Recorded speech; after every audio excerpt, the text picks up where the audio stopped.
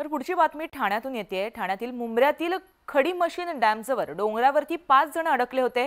NDRF आणि ठाणे अग्निशमन दलाच्या जवानांना डोंगरावर अडकलेल्यांना वाचवण्यामध्ये यश आलंय। काल संध्याकाळी 5 मुलं ही खेळायला गेली होती। परतीचा रस्ता विसरल्यामुळे 9 तास ही मुलं डोंगरावरच अडकून पडली होती। एनडीआरएफच्या पथकाला घटनेची माहिती मिळताच तात्काळ हे पथक तिथे दाखल झालं होतं आणि त्यांनी ह्यांची सुटका केली आहे। मुलांची रुग्णालयात तपासणी केली असून त्यांना घरी देखील सोडण्यात आलंय।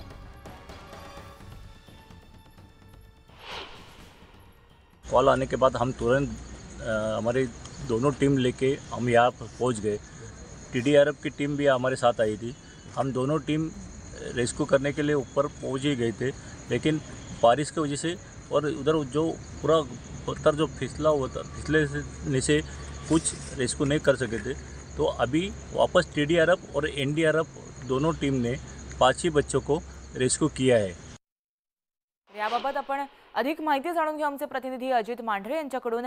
अजित, मुंब्र्यातली ही घटना नेमकी कशी घडली आणि सध्याची काय अपडेट आहे? सध्या या मुलांना जवळच्या सरकारी रुग्णालयामध्ये दाखल करण्यात आलेले आहे। त्यांच्यावरती उपचार सुरू आहेत। त्यांची तपासणी केली जाईल, त्यांना कुठे काही इजा झाली आहे का किंवा काही त्यांना त्रास आहे का, त्यांना घरी सोडण्यात जाईल। काही मुलांना घरी सोडल्याची माहिती देखील मिळते।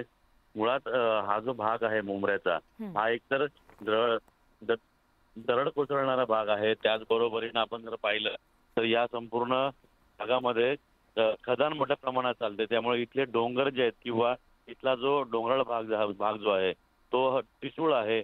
वारंवार तिथून दरड जे आहे त्या कोसळतात।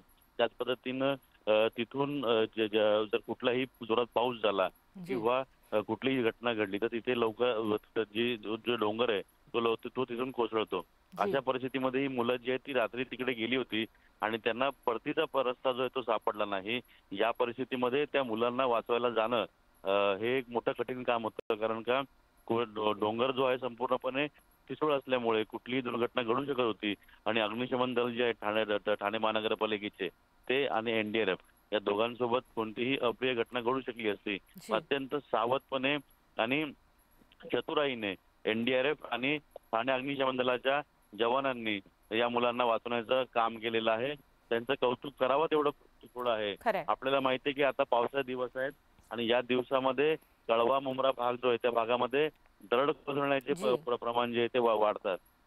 जी, नक्कीच अजित, धन्यवाद तुम्ही दिलेल्या माहितीसाठी।